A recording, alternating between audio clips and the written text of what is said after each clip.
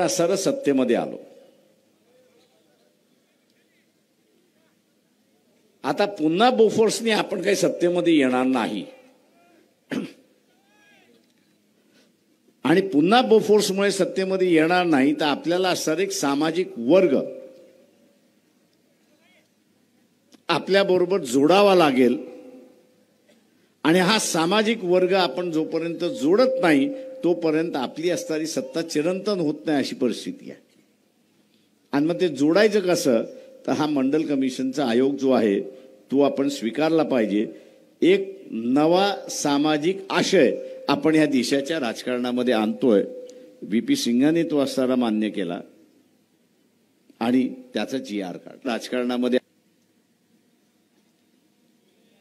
हे जसं मान्य होईल असं लक्षात गेलं तर त्याच्यामधला असणारा तिसरा एक विलन आहे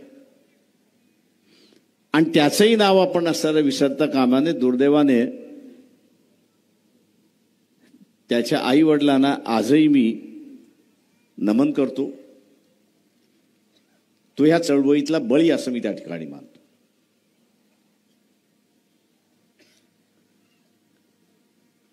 अनेक जणांना माहित नसेल दिल्लीमध्ये महिलांचा मोर्चा निघाला होता आणि त्या दिल्लीमधल्या महिलांच्या मोर्चामध्ये प्लेस कार्ड होतं म्हणजे फळक होता आणि एकसारखा फळक होता आणि त्या फळकामध्ये काय लिहिलं होतं की आम्हाला आरक्षण नको आणि आम्हाला आरक्षणातला नवराही नको। म्हणजे आम्हाला आरक्षणही नको आणि आरक्षणातला नवराही नको अशा असणाऱ्या पाट्या त्या ठिकाणी लावण्यात आल्या होत्या। आणि त्याच्याच मध्ये हा गोसावी नावाचा असणारा जो विद्यार्थी होता दिल्ली युनिव्हर्सिटी मधला त्याच्या विद्यार्थ्यांनी त्याच्या मित्रांनी त्याला असं सांगितलं की आपण विरोध केला पाहिजे। आपण असणारा फक्त तुझ्या पायावरती आम्ही असणारा घासलेट टाकतो, फोटो काढण्यात येईल, विद्यार्थ्यांचा विरोध आहे म्हणून त्याचा असणारा प्रचार केला जाईल। परंतु काही जण तिथले असेही होते की माचिसची काडी घेऊन होते, त्यांनी स्वतःच्या पायावरती घासलेट ज्यावेळेस टाकलं त्यावेळेस पाठीमागनं येऊन एकाने त्याला पेटवलं आणि तो पूर्णपणे जळाला अशी असणारी परिस्थिती आहे। हा इतिहास आहे।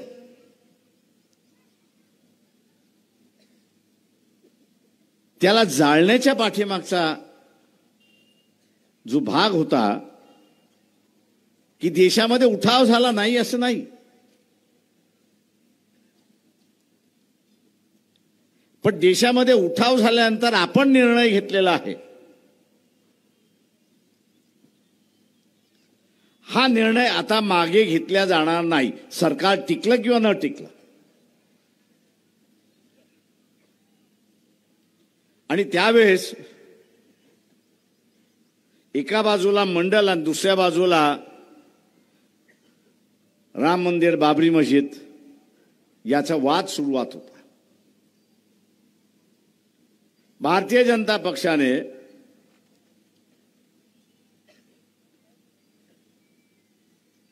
मंडलला डायरेक्ट विरोध नाही, अप्रत्यक्षात विरोध आणि म्हणून मार्च आडवाणीने काढला आणि ते सरकार कोसळलं।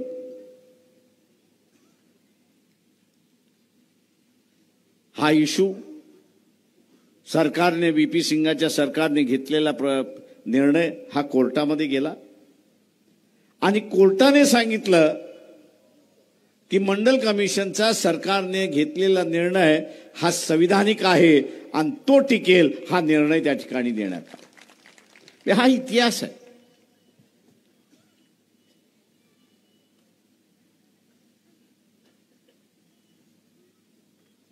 आता हा इतिहास त्याच्यामधला आहे।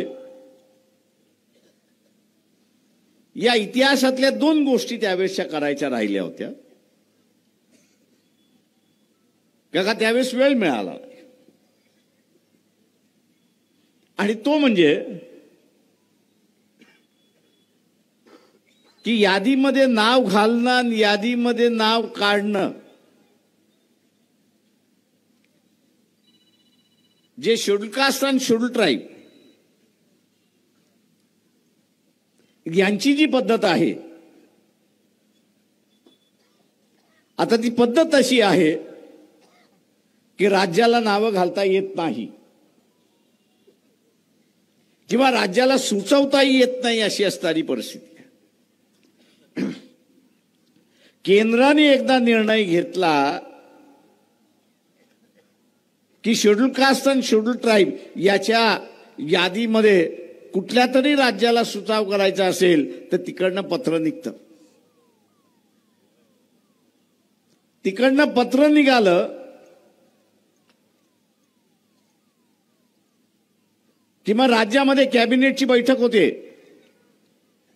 आणि कोणाचं तरी सुचवायचं असेल तर एक कमिटी तयार केल्या जाते कॅबिनेटची. त्या कॅबिनेटचा कमिटीचा रिपोर्ट होतो. तो रिपोर्ट असणारा कॅबिनेटमध्ये ठेवला जातो. तो स्वीकारल्यानंतर पुन्हा विधानसभेमध्ये जातो. तो विधानसभेने स्वीकारला मगच तो केंद्राला जातो. तो बदल करून घेतला राहिला होता, पण नंतरच्या कालावधीत तो बदल झाला. आता राज्याला कुठल्याही ओबीसीच्या यादीमध्ये नाव टाकता येणार नाही हे आपण असणारा लक्षात घ्या. त्याला टाकायचं असेल तर पार्लमेंटची शाश्वती त्या ठिकाणी घ्यावी लागते. राज्याचा होता अधिकार तो काढलाय आणि तो अधिकार आता केंद्राला गेलेला आहे. आणि म्हणून मी जे एवढे दिवस या आंदोलनातला अभ्यासक आणि या आंदोलनामध्ये काय होऊ शकतं हे जे पाहत होतो आणि आपल्याला जे म्हणत होतो आणि आजही आश्वासन देतो की शासनाला कोणाला जात देता येत नाही. शासनाला जात देता येत नाही. अस्तित्वात असणारी जात ही मागासवर्गीय आहे की नाही एवढाच फक्त निर्णय त्या ठिकाणी देतात. तेव्हा ती जात अस्तित्वात असली पाहिजे. तो समाज अस्तित्वात असला पाहिजे. तो समाज अस्तित्वात असेल, ती जात अस्तित्वात असेल तर मग ती मागासवर्गीय आहे की नाही याच्याबद्दल देऊ शकते. पण कुठल्या तरी नव्या जातीला जन्म देणं हा शासनाचा अधिकार नाही आणि तो घटनेने त्यांना दिलेला नाही हे आपण लक्षात घ्या.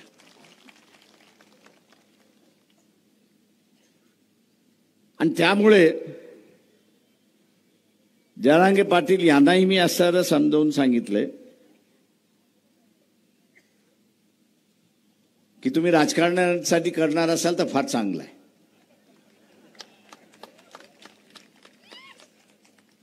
का ही सडलेली नेतृत्व जे आहे, ज्याचा असणारा उल्लेख आता असणारा शेंडगेंनी केला, टीपी मुंडेंनी केला, हे सडलेलं जे नेतृत्व आहे हे त्यांच्याही समाजाला असणारा न्याय देत नाही आणि आपल्यालाही असणारा न्याय देत नाही.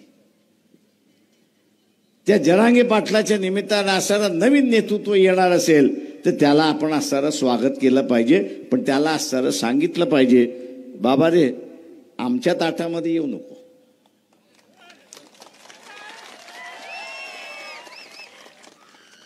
बाबा रे तू आमच्या ताटामध्ये येऊ नको. तुला वेगळं ताट करून पाहिजे असेल तर आम्ही त्याला मदत करतो. तुला वेगळं ताट करून पाहिजे असेल तर आम्ही तुला मदत करतो, पण आमच्या ताटामध्ये येऊ नको. आणि म्हणून मी मुंबईच्या सभेमध्ये म्हटलं की ओबीसीचं ताट वेगळं आहे आणि गरीब मराठ्याचं ताट वेगळं आहे हे आपण असणारं लक्षात घ्या.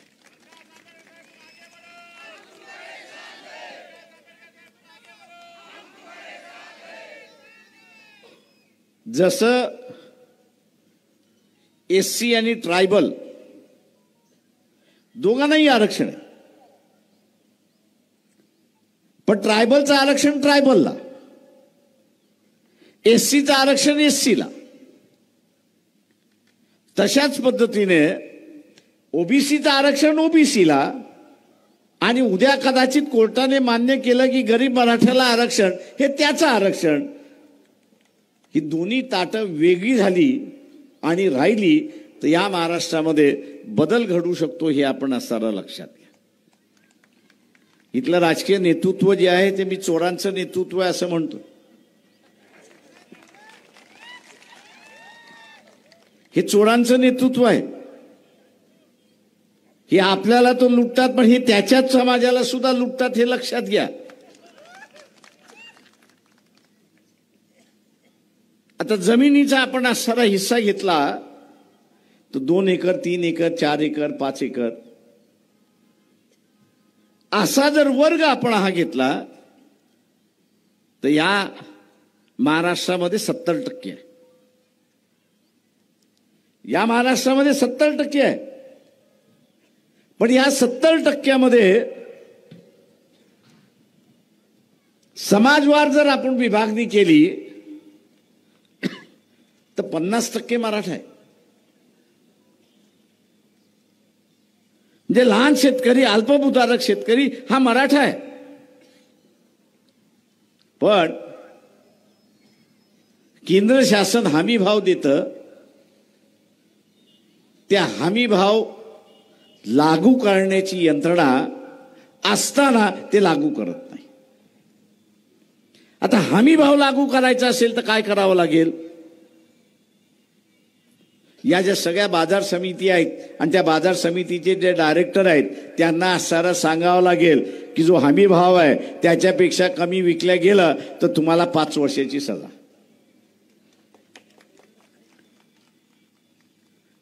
भाव कमी गेला तर तुम्ही खरेदी करा ना. बाजार समित्या त्याच्यासाठीच उभ्या केलेल्या आहेत.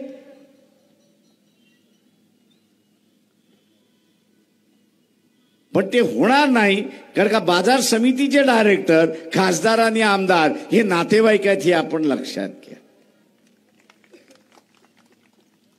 म्हणून एकमेकाला वाचवण्यासाठी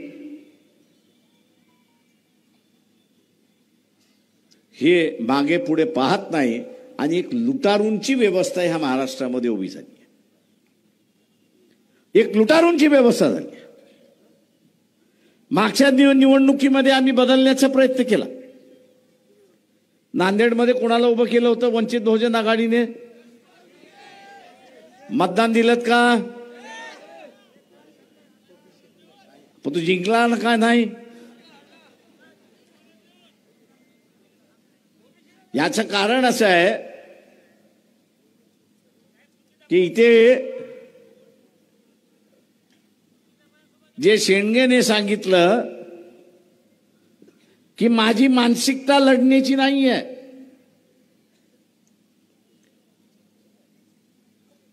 मी माझी लढण्याची मानसिकता केली पाहिजे. त्यांनी जे सांगितलं की आरक्षणवाद्यालाच मतदान दिलं पाहिजे. त्यांनी सांगितलं काय? आरक्षणवाद्यालाच मतदान दिलं पाहिजे. आपण ते करतो का? भारतीय जनता पक्षाचा अजेंडा काय आहे?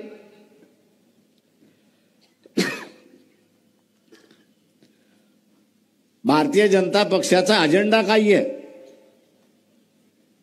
आपण आरक्षण वाचवणं असं म्हणतोय. हे संविधान वाचलं तर आरक्षण वाचेल.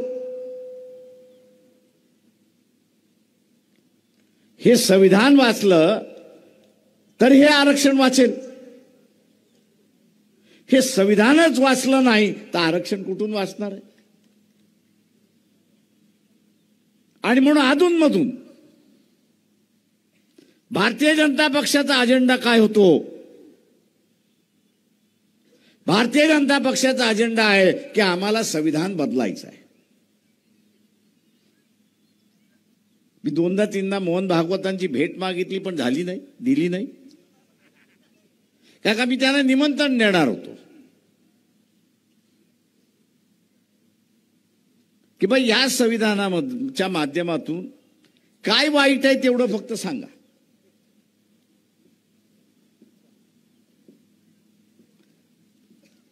काय वाईट आहे तेवढं फक्त लोकांना सांगा. पटलं आम्हाला तर आम्ही तुमच्या बाजूचे, तुम्ही आम्हाला पटवू शकला नाही तर तुम्ही आमच्या बाजूचे व्हा.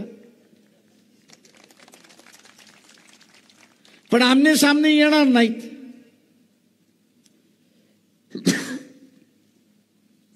आणि आमने सामने काय येणार नाहीत तर त्यांना 12 बलुतेदाराच्या हातामध्ये सत्ता जाता कामा नये. नरेंद्र मोदीचा असणारा समाज जो आहे तो आपल्या नांदेडमध्ये आहे का? मी इथे निवडणूक लढवलंय म्हणून मला गावान माहिती आहे का नरेंद्र मोदीचा माणूस समाज इथे? नाही ना. समजा उद्या बीजेपी जे म्हणते की अध्यक्षही पद्धत आणायची, म्हणजे अमेरिकेसारखी अध्यक्ष पद्धत आणायची की लोकांनीच अध्यक्ष निवडायचा, लोकांनीच अध्यक्ष निवडायचा, असं जर झालं असतं तर नरेंद्र मोदीला आपल्या इथनं मतं मिळाली असती का? हे जे संविधान बदलण्याची जी चर्चा चालली आहे त्याचं मूळ कारण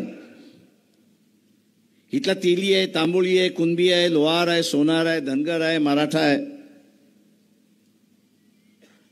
हुशार आहे, लोकांचा विश्वास संपादन करू शकतो, लोकसभेच्या मतदारसंघातून निवडून येऊ शकतो, तर या देशाचा तो पंतप्रधान होऊ शकतो. कारण का मतदारसंघ लहान आहे. आणि म्हणून इथल्या वेगवेगळ्या समूहाला पंतप्रधान होण्याची, निवडून येण्याची संधी आहे हे आपण लक्षात घ्या. जे अध्यक्षीय पद्धत आणते,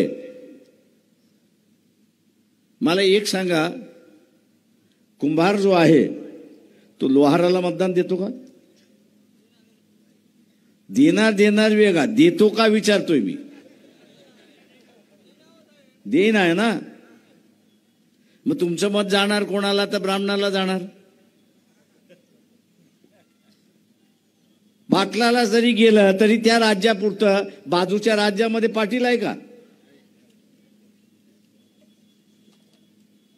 RSS ही संघटना कोणाची? तेव्हा त्यांचाच पंतप्रधान कायमचा कसा होईल हे राजकारण चाललेलं आहे, हे आपण लक्षात घ्या. आणि म्हणून संविधान बदला म्हणून त्या ठिकाणी सांगितलेलं आहे. म्हणजे महात्मा फुलेपासून शाहू महाराजांपर्यंत बाबासाहेब या सगळ्यांनी सामान्याच्या हातामध्ये सत्ता आणून दिली. सामान्यातला सामान्य माणूस इथला सत्ताधारी होऊ शकतो. शिक्षणाची दारं खुली करण्यात आली. उद्याचा व्यवसाय या ठिकाणी करू शकतो. ही अध्यक्षीय पद्धत आली तर या सोयी काही राहतील का? एकदा अध्यक्ष खुर्चीवरती बसला तर 5 वर्षासाठी बसला. 5 वर्षासाठी बसल्यानंतर त्यांनी असं म्हटलं की शाळेच्या ज्या फी आहेत या दर वर्षाला 5 लाख होतील. किती जण 5 लाख देऊ शकतात? हात वरती करा.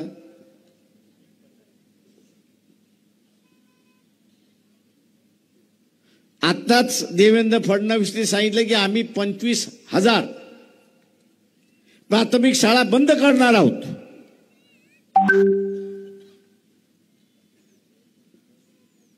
$25,000 प्राथमिक शाळा आम्ही बंद करणार आहोत. होणार काही आहे?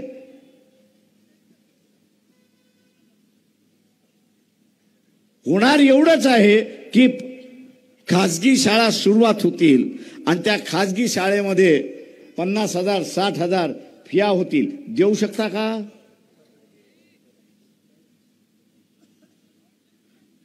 आणि म्हणून जो लढा महात्मा फुलेंनी सुरुवात केला, बाबासाहेबांनी सुरुवात केला, शाहू महाराजांनी सुरुवात केला की शिक्षण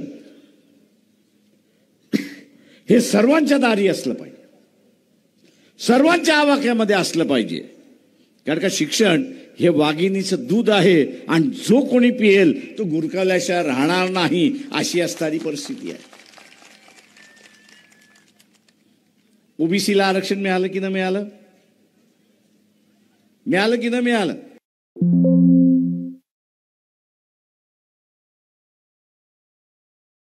डॉक्टर झाला,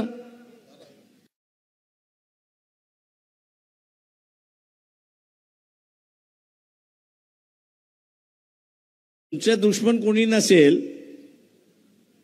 पण इथे दंगल होण्याची शक्यता आहे.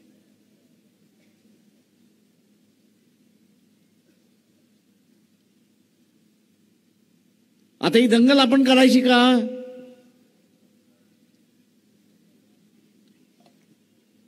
तर आपणच ठरवलं पाहिजे की माझ्या भागामध्ये, माझ्या विभागामध्ये, माझ्या जिल्ह्यामध्ये मी दंगल होऊ देणार नाही. दंगल कशासाठी?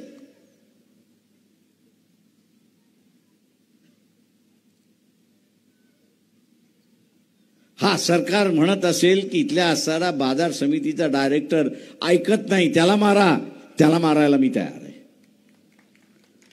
काय का तो ऐकत नाहीये? काय ऐकत नाहीये? तर हमी भावाप्रमाणे तो असणारा माल विकत घेतला जाईल याची तो यंत्रणा करत नाहीये.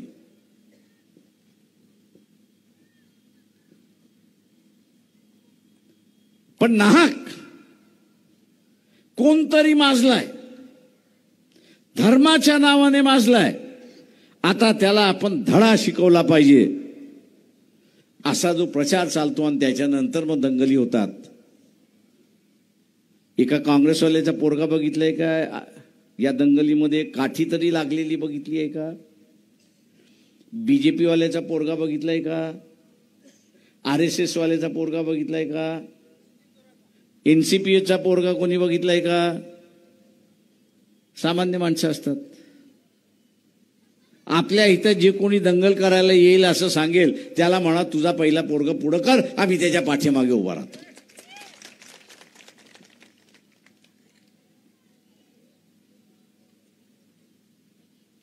आणि म्हणून उद्याचा असणारा हा बदल आपल्याला करायचा. आपलं मिळालेलं आरक्षण आपल्याला असणारं वाचवायचं. मोर्चे काढून, आंदोलने काढून जागृती होते. मोर्चे काढून, आंदोलन करून जागृती होते. पण मिळालेलं टिकवायचं असेल तर मी सत्तेमध्ये गेलो पाहिजे.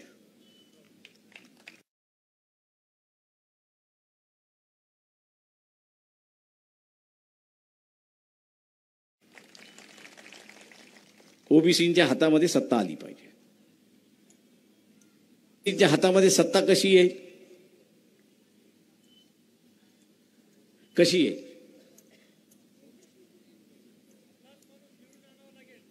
एक तर पहिल्यांदा राजकीय पक्षाने उमेदवार कोण दिलाय तो पहिल्यांदा बघितला पाहिजे. दिलेला उमेदवार हा ओबीसीच्या बाजूने आहे की नाही, ओबीसी आहे की नाही.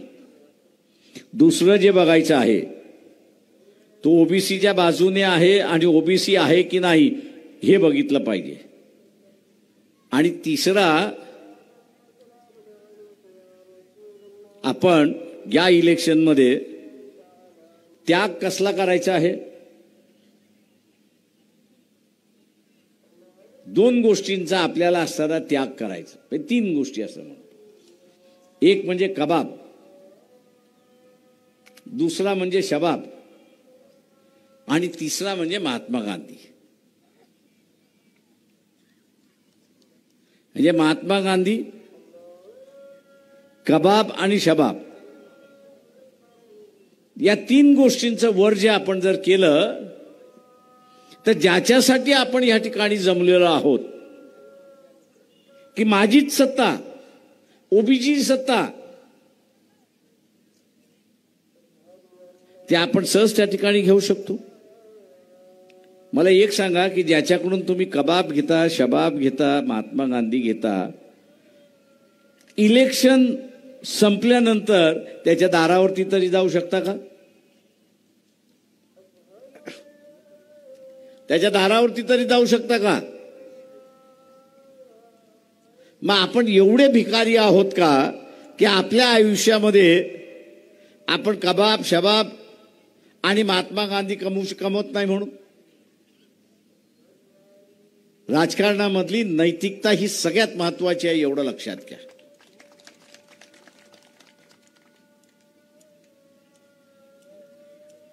राजकारणातली नैतिकता ही सगळ्यात महत्वाची आहे. आणि ज्या समूहाकडे नैतिकता आहे, ज्या समूहाकडे नैतिकता आहे, त्या समूहाकडे सत्ता आहे, आपण लक्षात घ्या. नैतिकता नसेल तर सत्ता नाही. उद्या आपण असं कोणतरी येतं, मी मंदिर बांधून देतो, अमुक देतो, तमुक देतो, आपण त्याला हात जोडून म्हटलं पाहिजे की मी निवडून येतो, मी निवडून आलो की शासनाचा पैसा मीच वापरतो आणि मला नवं मंदिर बांधायचं असेल तर मी नवं मंदिर बांधेन, तिथे टाळ बांधायचं असेल तर मीच स्वतःहून असणारा टाळ देईन, तुझा आला अजिबात नको आहे.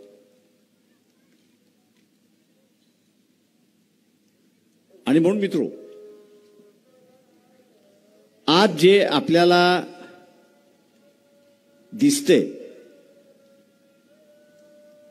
हे कृत्रिम आहे, हे नडवलेलं राजकारण आहे, तरुणांना नडवलेलं राजकारण आहे, शेतकऱ्यांना नडवलेलं राजकारण आहे, आरक्षणाच्या संदर्भातलं नडवलेलं राजकारण आहे. काका, मी नेहमी म्हणत असतो की या देशाची व्यवस्था कशी करायला मागतात आहेत इथला राजकारणी की त्याच्या घराची उंबरठे झिजवणारा समूह त्या ठिकाणी पाहिजे. आणि आपलं राजकारण कसं असलं पाहिजे की या देशातला माणूस हा ताटमानेने जगला पाहिजे आणि कोणासमोर झुकता कामा नये, ही व्यवस्था आपण त्या ठिकाणी केली पाहिजे. आणि म्हणून ती उभी करताना मी जसं आपल्याला म्हटलं की भारतीय जनता पक्षाचा अजेंडा हा संविधान बदलण्याचा अजेंडा. संविधान बदललं, आरक्षण केलं. त्याच्यामुळे आज आपण असं आरक्षण वरनं मराठ्यांबरोबर भांडतो. हे बा, तुम्ही आमच्या ताटात येऊ नका. पण उद्या हेच संविधान बदललं, उद्या हेच संविधान त्या ठिकाणी बदललं तर आरक्षण राहणार आहे का? आणि म्हणून हे संविधान जे आहे हे संतांच्या विचाराचं संविधान आहे. हे संविधान जे आहे ते महात्मा फुले शाहू महाराज यांच्या विचारांचं असणारं संविधान आहे. आणि म्हणून हे संविधान टिकलं तर आपला अधिकार टिकला.